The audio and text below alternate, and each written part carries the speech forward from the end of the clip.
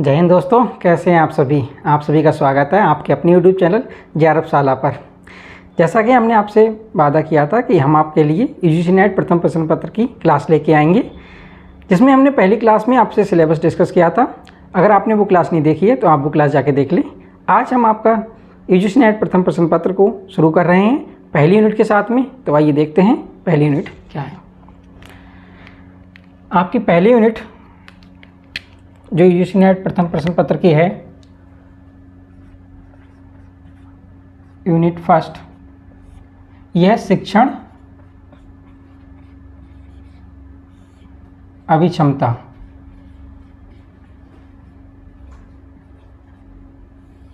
इसी को अभिवृत्ति भी कहते हैं, इंग्लिश में इसे बोलते हैं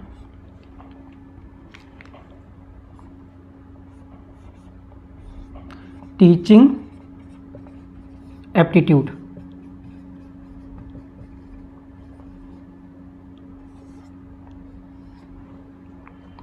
ठीक है, तो इसे आज हम देखेंगे। इससे पहले हम इसमें देख लेंगे कि हम इसमें पढ़ने वाले क्या क्या हैं। तो इसमें हम बहुत सारे पक्षों को पढ़ेंगे। इसमें सबसे पहले हम अर्थ को पढ़ेंगे, शिक्षण का क्या अर्थ है उसके बारे में जानेंगे। फिर हम शिक्षण के पक्ष को पढ़ेंगे, कौन कौन से पक्ष उसमें आते हैं। अगले उसके बाद हम उसमें पढ़ेंगे अधिगम संबंध को, कि शिक्षण और अधिगम का क्या क्या संबंध है उसके बारे में हम जानकारी लेंगे। अगले उसके बाद हम जब पढ़ेंगे नेक्स्ट अधिगम सूत्र के बारे में पढ़ेंगे। एक अधिगम सूत्र भी है जिसके बारे में हम जानकारी लेंगे। फिर हम देखेंगे शिक्षण की परिभाषा क्या है, शिक्षण में क्या क्या आता है, शिक्षण की अवधारणाएँ कौन कौन सी हैं, कौन कौन सी अवधारणाएँ टीचिंग में बताई गई हैं उनके बारे में हम देखेंगे। उसके बाद शिक्षण के तत्व कौन कौन से हैं उनको देखेंगे। फिर शिक्षण की प्रकृति, नेचर क्या है उसका, उसके बारे में जानकारी लेंगे। फिर कुछ बेसिक टीचिंग मॉडल भी हैं जो आपके एग्जाम की दृष्टि से बहुत ज़्यादा इंपॉर्टेंट है, तो उनके बारे में हम जानेंगे। फिर शिक्षण स्तर के बारे में पढ़ेंगे, पाठ्यक्रम, पाठचर्या, शिक्षण वातावरण, इसके अलावा शिक्षण विधियाँ, उसके बाद जो ऑनलाइन ऑफलाइन टीचिंग है उनके बारे में पढ़ेंगे। इसमें बहुत सारे पक्ष हैं जिनके बारे में हम आगे क्लासों में पढ़ेंगे। तो हम देखते चलेंगे कि हम क्या क्या पढ़ने वाले हैं, तो उसको धीरे धीरे लेते चलेंगे। तो हम इसमें पहले पढ़ेंगे आज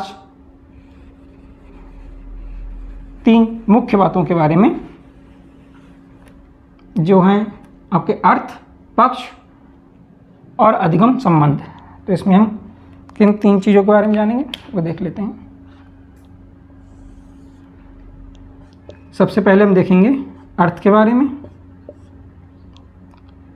फिर दूसरा हम पढ़ेंगे पक्ष, इसमें हम लिख लेंगे शिक्षण का अर्थ, इसको जानेंगे। पक्ष जो है वो भी शिक्षण के जो पक्ष हैं, कितने पक्ष हैं, क्या क्या हैं उसके बारे में। और अगले हम इसमें पढ़ेंगे शिक्षण अधिगम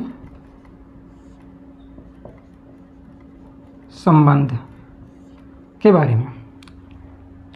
जैसा कि पिछली क्लास में हमने आपको बताया था कि टीचिंग एप्टीट्यूड से 5 से 6 क्वेश्चन आपके रहते हैं। तो आज हम जो पढ़ाने जा रहे हैं उससे लगभग आपको 1 क्वेश्चन तो मिल ही जाएगा। तो आप इस क्लास को बड़े ध्यान से पढ़िए और अंत तक हमारे साथ इस क्लास में बने रहिएगा, जिसमें आप देखेंगे कि कहाँ से आपके क्वेश्चन बनते हैं, किस प्रकार से क्वेश्चन बनते हैं। तो हम सबसे पहले बात कर लेते हैं शिक्षण के अर्थ की। किसी चीज़ को पढ़ने से पहले उसके अर्थ को समझना, या जो शब्द है जैसे शिक्षण यहाँ दिया हुआ है उसकी समझ बहुत ज़्यादा महत्वपूर्ण होती है।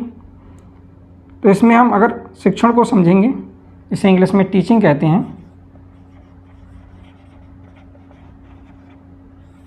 टीचिंग। तो इसे हम अगर समझने का प्रयास करेंगे तो हम देखेंगे कि जो शिक्षण है वो संस्कृत के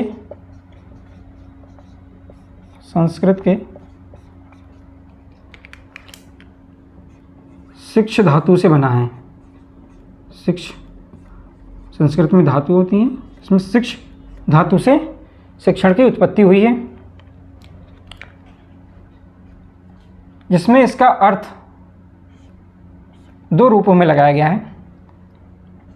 मुख्य रूप में हम देखें अगर शिक्षण का अर्थ तो होता है सिखाना, और गौड़ रूप में दूसरा जो अर्थ इसका है वो है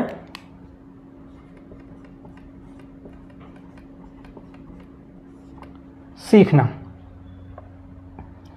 सिखाना कैसे कि कोई भी टीचर, अच्छा इससे पहले एक बात और कि जब हम शिक्षण बात करते हैं, जब भी आप पहली यूनिट शिक्षण अभिक्षमता की जो है इसे आप पढ़ेंगे तो उसमें जब भी कहीं शिक्षण आएगा तो आप उसको मूल रूप से कक्षा शिक्षण के रूप में देखेंगे।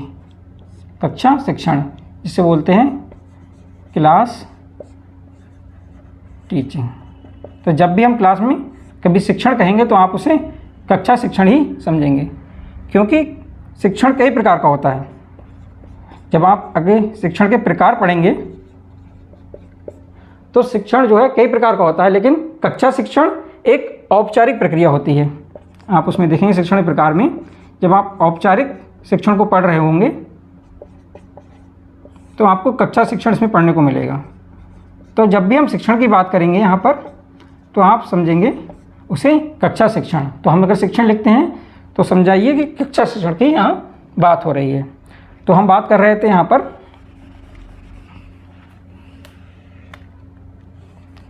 कि शिक्षण जो है उसके अर्थ के बारे में। तो आपने देखा कि मुख्य रूप से इसका अर्थ सिखाना और गौड़ रूप में सीखना। सिखाना कैसे कि कक्षा में जब भी कोई टीचर आता है तो वो कुछ घर से पढ़ लिख के आता है और साथ ही साथ बच्चों के साथ भी मिलकर वो कुछ सीखता है, तो उसे सीखने की प्रक्रिया भी कहते हैं। लेकिन मुख्य रूप से शिक्षा में शिक्षण का जो अर्थ है वो सिखाने की ही प्रक्रिया होता है। तो हम देखते हैं कि शिक्षण क्या है। इस यहाँ से एक पॉइंट निकल के आता है जो आपके एग्जाम में क्वेश्चन भी बनता है कि शिक्षण क्या है। सीखने, यहाँ लिखेंगे शिक्षण क्या निकल के आया, शिक्षण सीखने और सिखाने की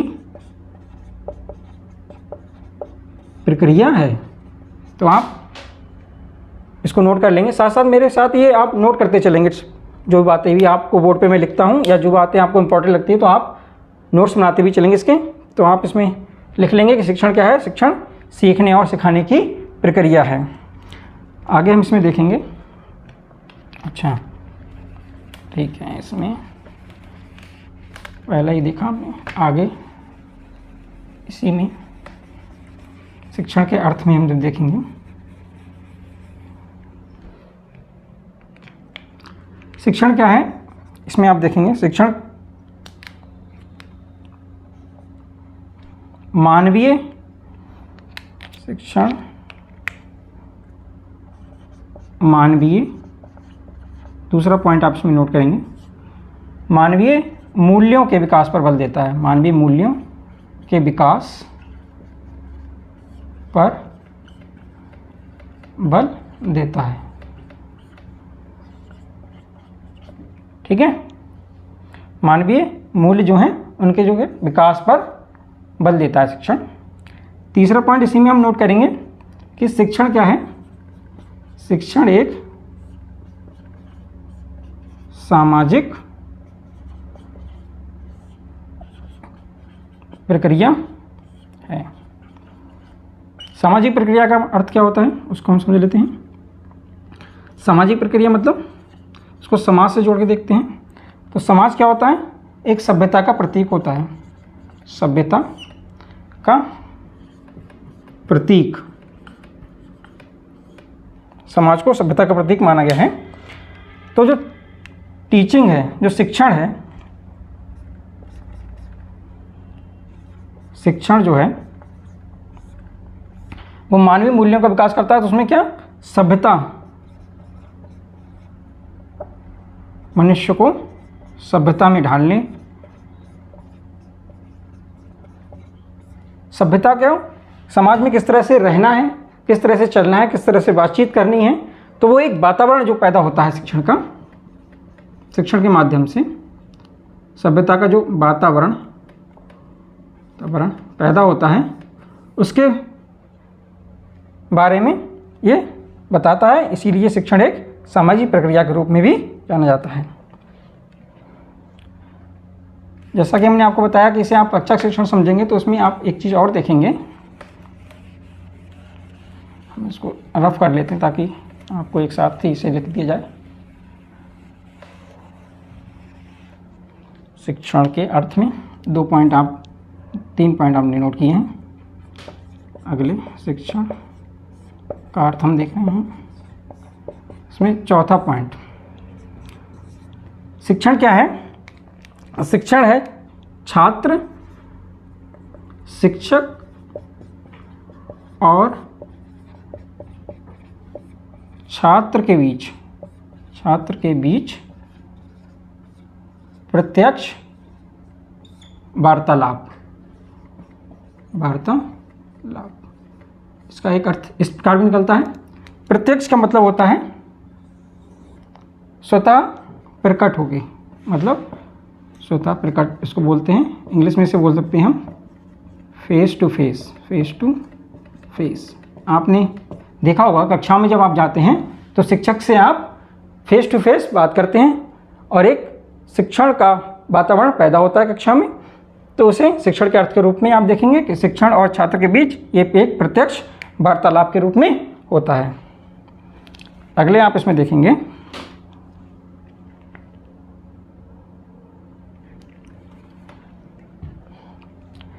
शिक्षण, मैंने ऐसे आपको बताया शिक्षण के प्रकार के बारे में पढ़ेंगे, लेकिन इसमें एक पॉइंट आप नोट करेंगे, शिक्षण एक औपचारिक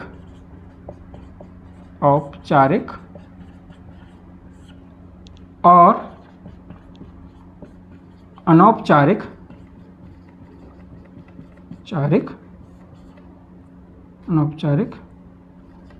प्रक्रिया है। शिक्षण क्या है? एक औपचारिक और अनौपचारिक प्रक्रिया, एक औपचारिक प्रक्रिया और एक अनौपचारिक प्रक्रिया है। यानी शिक्षण दोनों रूपों में होता है, औपचारिक रूप में भी और अनौपचारिक रूप में भी। औपचारिक रूप का मैंने आपको उदाहरण दिया, जैसे कक्षा शिक्षण, इसे हम इस प्रकार भी आगे इसको क्लासरूम पढ़ेंगे हम, अनौपचारिक शिक्षण और औपचारिक शिक्षण क्या होता है। यहाँ समझने के लिए आप देख सकते हैं कि इसमें निश्चितता होती है, निश्चितता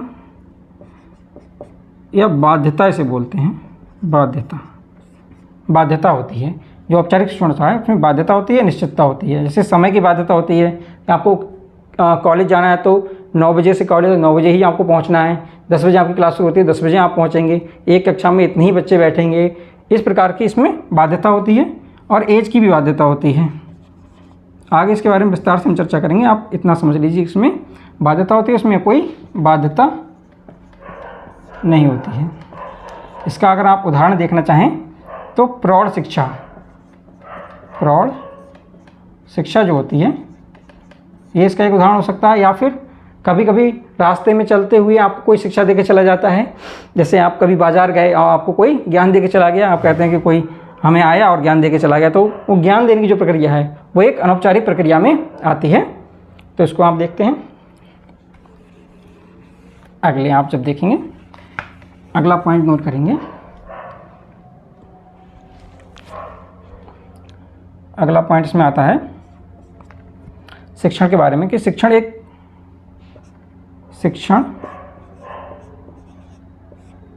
का मुख्य उद्देश्य तो आप सुनिए, शिक्षण का मुख्य उद्देश्य क्या होता है? अधिगम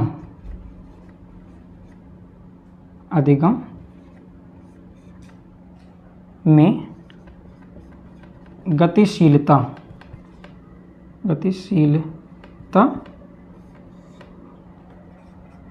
लाना। अधिगम क्या होता है? इसे इंग्लिश में बोलते हैं लर्निंग सीखना जिसे कहते हैं, तो उसमें जो गतिशीलता लाना ही शिक्षण का मुख्य उद्देश्य होता है कि आप के सीखने में गतिशीलता पैदा कर दें। आप अगर धीरे गति से सीख रहे हैं तो आपको शिक्षण के माध्यम से तेज़ गति से सीखने के लिए आपको प्रेरित किया जाता है। तो इसके बारे में आप नोट कर लें इसको। 6 पॉइंट आपके इसमें हो गए। अगले हमने अर्थ को समझा, अब इसमें हम नेक्स्ट पॉइंट के बारे में बात करेंगे।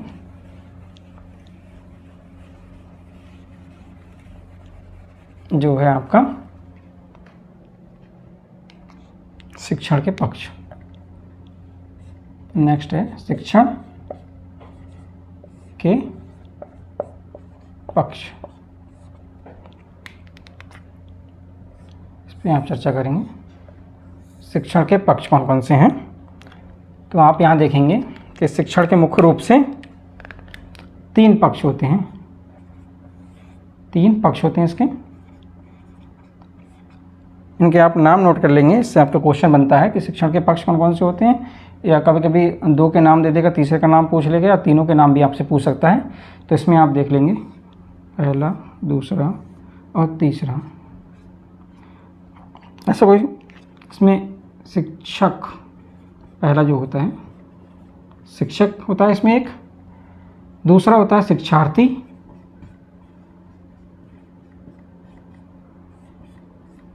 छात्र भी कहते हैं शिक्षार्थी, और तीसरा पक्षक्रम इसमें होता है पाठ्यक्रम।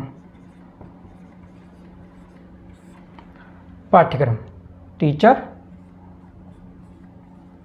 इंग्लिश में इसको टीचर, स्टूडेंट, और पाठ्यक्रम को करिकुलम।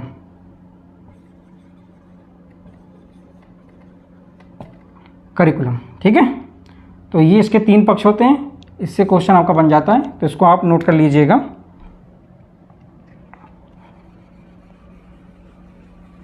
आगे हम इसमें देखेंगे अधिगम को समझेंगे। अब इसमें अधिगम संबंध जब हम पढ़ेंगे तो पहले हम अधिगम को समझ लेते हैं कि अधिगम क्या होता है, उसके बाद हम शिक्षण अधिगम संबंध के बारे में जानेंगे, ठीक है। तो पहले हम देखते हैं अधिगम। अधिगम जिसे इंग्लिश में कहते हैं लर्निंग। अधिगम बेसिकली क्या होता है, जैसे कोई भी शिक्षक आपको पढ़ाने आया कक्षा में कोई भी शिक्षक आपको पढ़ाने आता है, तो वो क्या कर रहा है, शिक्षण दे रहा है आप लोगों को, और जो आप ग्रहण कर रहे हैं, जो आप उसे सीख रहे हैं, जो कुछ भी आपने सीखा, अगर उसने अपना 100% दिया तो आपने उसमें से 10% सीखा, 20%, 30%, जितना भी आपने अपनी क्षमता के अनुसार से ग्रहण किया, जैसा भी सीखा, जो सिखाना चाहता है, तो उसे अधिगम के अंतर्गत देखते हैं। तो अधिगम को 2 रूपों में भी इसका अर्थ को देखते हैं। मुख्य रूप से इसका अर्थ होता है सीखना। जैसे टीचिंग शिक्षण का आपने देखा, ऐसे इसका 2 रूपों में सीखना मुख्य रूप से, और गौड़ रूप में इसका अर्थ होता है सिखाना। तो सीखने को आपने देखा किस प्रकार से, जैसे कोई टीचर पढ़ाने आया, आपने सीखा उस प्रकार से, और सिखाने का अर्थ होता है टीचर ने भी आपसे कुछ सीखा। जैसे टीचर जब क्लास में एंटर लेता है तो वो भी शिक्षण के वातावरण से कुछ ना कुछ सीख के जाता है। तो मुख्य रूप से इसका अर्थ होता है सीखना, और दूसरा होता है सिखाना भी, ठीक है। अब हम आगे शिक्षण अधिगम के संबंध को देखेंगे। अधिगम आपने समझ लिया क्या होता है, इससे ज़्यादा कोई क्वेश्चन नहीं बनते हैं, लेकिन इसको आप बार बार देखेंगे कि शिक्षण के साथ जोड़ के आप पढ़ेंगे। जब भी कभी शिक्षण की चर्चा होगी तो आपने देखा होगा कि हर जगह आपको लिखा मिलेगा शिक्षण अधिगम, शिक्षण अधिगम ही आप देखेंगे। तो शिक्षण अधिगम संबंध पर आज हम चर्चा करेंगे, ये क्या होता है।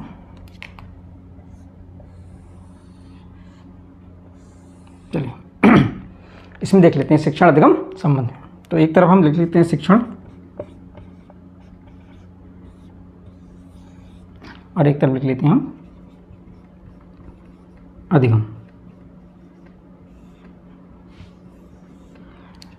हमने शिक्षण के बारे में जाना कि ये भी सीखना या सिखाना इसको बोलते हैं, मुख्य रूप से सिखाना, और अधिगम मुख्य रूप से, ये मुख्य रूप से क्या होता है लिख लेते हैं यहाँ पर एक बार, मुख्य रूप से सिखाना, और इसका अर्थ होता है मुख्य रूप से, मुख्य रूप में इसका अर्थ होता है सीखना। ठीक है, चलिए बहुत से विद्वानों ने इस बारे में चर्चा की, शिक्षण और अधिगम के बारे में इसको बताया, जिससे एक तथ्य निकल के सामने आया जो है कि शिक्षण में अगर हम बात करें, शिक्षण में अधिगम जो होता है निहित होता है।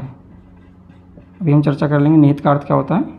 पहले आप इतना जान लें कि शिक्षण में अधिगम निहित होता है, शिक्षण में अधिगम निहित होता है, लेकिन अधिगम में जो है शिक्षण निहित हो ऐसा नहीं है, निहित नहीं होता है। शिक्षण में अधिगम निहित होता है और अधिगम में शिक्षण निहित नहीं होता है।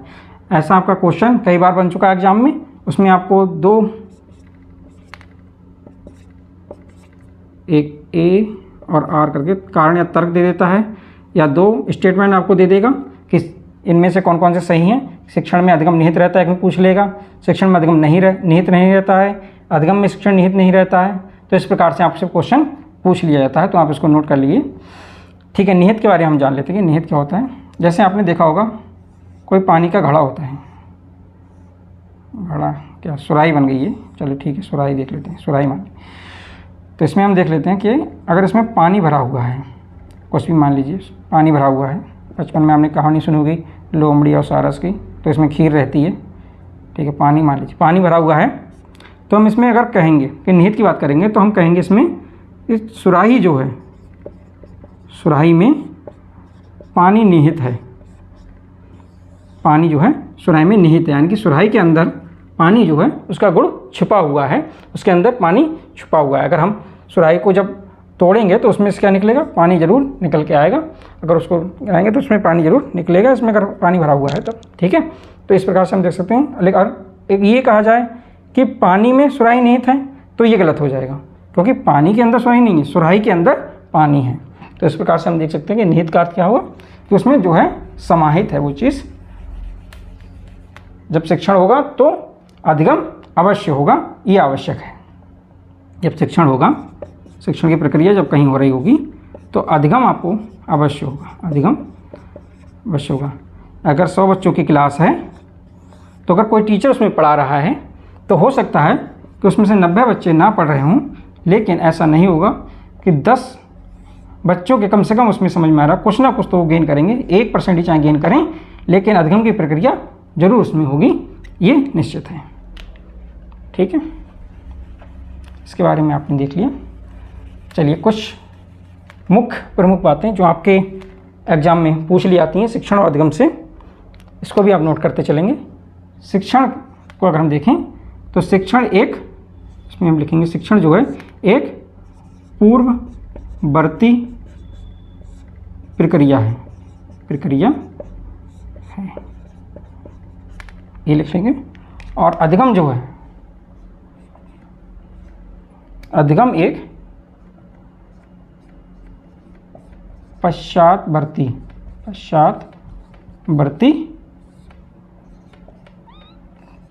प्रक्रिया है। पश्चातवर्ती है, इसे कह सकते हैं उत्तरवर्ती, उत्तरवर्ती। इसका अर्थ क्या है जान लेते हैं। ये पूर्ववर्ती का अर्थ क्या होता है, पहले, और पश्चातवर्ती का अर्थ होता है या उत्तरवर्ती का बाद में। यानी कि शिक्षण जो है पहले होगा और अधिगम बाद में। ऐसा नहीं होगा कि अधिगम पहले हो गया और शिक्षण बाद में हो रहा है, यानी कि कोई ज्ञान आपको पहले मिल गया और आपको वो चीज़ के बारे में बाद में बताया गया, ऐसा कभी नहीं होगा। तो आपको पहले उस चीज़ के बारे में जानकारी होगी, तभी आपके अंदर उसकी समझ पैदा होगी, यानी कि सिखाया जाएगा आपको, तभी सीखने की प्रक्रिया शुरू होगी। जब चाहे आप देख के सीखें या कोई आपको पढ़ाए या आप आँखों से उसे देखें या अनुभव करें, तो ऐसा होगा कि शिक्षण जो है पूर्ववर्ती प्रक्रिया होती है और अधिगम जो है उत्तरवर्ती प्रक्रिया होती है। ठीक है, अगले अच्छा, इसमें एक बात और आप नोट कर लेंगे कि शिक्षण क्या है। इसमें आप एक बात और नोट करेंगे, शिक्षण क्या है। शिक्षण कला और विज्ञान दोनों है। ये भी क्वेश्चन कभी कभी आपसे पूछ लिया जाता है एग्जाम में, दोनों है स्टेटमेंट में, कि बताइए कि शिक्षण कला है या शिक्षण विज्ञान है या शिक्षण कला और विज्ञान दोनों है। तो आप इसको टिक करेंगे कि शिक्षण जो है कला और विज्ञान दोनों। तो इसे आप नोट करके लिख लीजिएगा, हाईलाइट कर लीजिए इसे, कि शिक्षण जो है कला भी है और विज्ञान भी है। विज्ञान मतलब तर्कों के आधार पर इसको सिद्ध किया गया है, तर्कों के आधार पर भी शिक्षण की प्रक्रिया चलती है, और कला को हम देखें व्यवहारिक रूप में भी, व्यवहारिक रूप में भी शिक्षण प्रक्रिया चलती है। ठीक है, तो इसको हम देखेंगे। आपने देखा 3 चीज़ों के बारे में आज आपने जाना।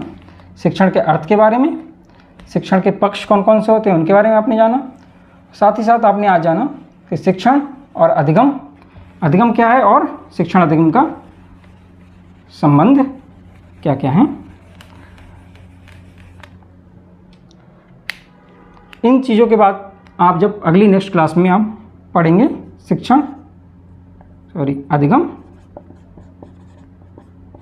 अधिगम सूत्र के बारे में, जो आपके एग्ज़ाम की दृष्टि से बहुत ज़्यादा इम्पोर्टेंट हैं। कई बार इससे आपके क्वेश्चन पूछ लिए गए हैं।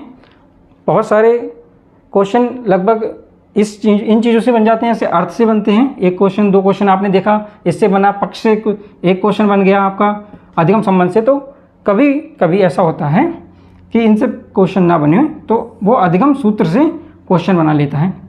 तो अगली क्लास में हम आपको इसे अधिगम सूत्र को पढ़ाएंगे कि ये क्या होता है। इसके बारे में आप जानेंगे कि किस प्रकार से अधिगम सूत्र की उत्पत्ति हुई है और किसने अधिगम सूत्र दिया है। तब तक के लिए आप बने रहिए हमारे साथ और सब्सक्राइब करिए हमारे चैनल को, लाइक करिए और शेयर कीजिए। धन्यवाद।